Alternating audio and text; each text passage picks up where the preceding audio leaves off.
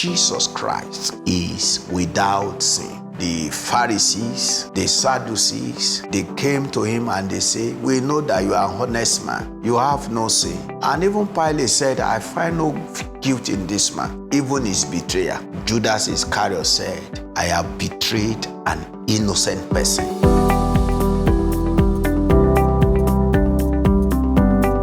Father, Lord, we want to appreciate you. Thank you for your love, for your goodness. Send your word to us again. Transform our lives. Help us to grasp the truth of your word. And let our lives become like that of Jesus Christ. Thank you. In Jesus' name we pray. Amen. We're looking at the glory of Jesus' character. And I want to draw lessons for us as Christians. What we are to learn from Jesus' character, the way Jesus behaved. We are not just only called to believe in Jesus, we are called to believe him, to behold him, and to become like him. So, and to become like him, we have to behave like him. So we are called to believe and to behave Jesus. So to believe, we have done that. To behave Jesus, we must behold him and we must become like him for us to behave like him. Now, in Isaiah 45, verse 21, we see the character of God as the just God and the gracious, righteous, and good God. And that is what we see that Jesus Christ manifested in the New Testament. In Isaiah 45, verse 21, tell me, present the evidence, let them consult with one another. Who predicted this in the past? Who announced it beforehand? Was it not I, the Lord? I have no peer. There is no God but me, a God who vindicates and delivers. There is none but me. So we don't have anyone like God. And Jesus Christ came to present that God to us in himself. He lived his life as a just God, as gracious and righteous and good. Seeing God in the Old Testament and in Jesus Christ, we see God is tender-hearted, yet holy in all his ways. He is slow to anger, and he has great mercy. Yeah, he has great mercy, yet he is terrible in righteousness and awful in holiness. The scripture in the New Testament told us that God is light, and in him there is no darkness at all. And 1 John, that's 1 John 1:5, and 1 John 4:7 told us that God is love.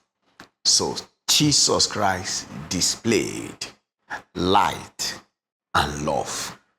Light in the sense of holiness, holiness in all of his ways, and showing us love in being compassionate and having mercy and being tender-hearted towards human beings.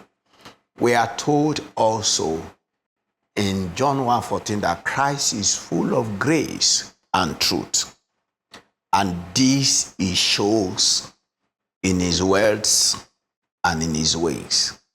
Now, when he was at the pool of Bethesda, the layman that was there, grace spoke to this man, rise, take up your bed and walk.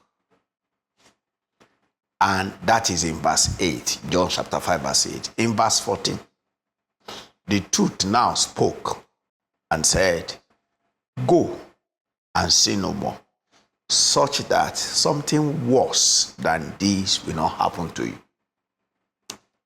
So, when the woman that was taken adultery was brought to him, Grace said to the woman, where are your accusers? He said, neither me, I don't condemn you. Now, truth now said to that woman, go and sin no more. Jesus did not condemn the woman, just as he did not accuse the man at the pool of Bethesda that it was sin that grounded him for 38 years. But he attended to his problem first before he told him and warned him of sin again. Now, this Syrophoenician woman that came to ask for help, truth said, it is not correct to give the children's bread to dogs. Now, but Grace said, O woman, great is your faith. Be it unto you according to your faith. That is in Matthew chapter 15, verses 26 and 28. Now, when the nobleman of Capernaum came to him and showing to you the graciousness of Jesus in his word and the truthfulness of Jesus in his ways, full of grace and truth. Now, truth said, except ye see signs and wonders, you will not believe. And he attended, said, your son is already, he has recovered. Now, when he was on Jerusalem, when he was weeping on Jerusalem, the guilty city of Jerusalem, truth pronounced his doom in Matthew 23, verses 37 to 39. But grace wept over it. Full of grace and truth. Jesus will not, because of grace, pull down the standard of truth. No. And it will not, because of the standard of truth, destroy life or jeopardize their eternity because of the reason of the law. But what Jesus will do is that he brings grace to make truth